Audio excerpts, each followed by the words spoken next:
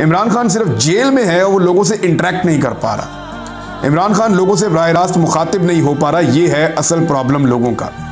लोग आज भी इमरान खान के साथ जुड़े हैं। इमरान खान का आम आदमी से ताल्लुक नहीं टूट पा रहा और शायद यही वजह है कि इमरान खान भी नहीं टूट रहा, हार नहीं मान रहा। वो कोई सरेंडर करने के लिए या कंप्रोमाइज करने के लिए तैयार नहीं है।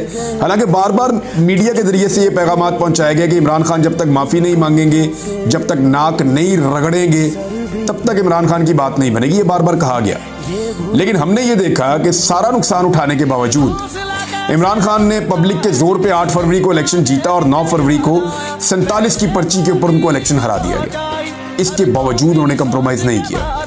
मखसूस नशिस्तें छीन ली गई, कंप्रोमाइज नहीं किया। बल्ला छीन लिया गया, कंप्रोमाइज नहीं किया।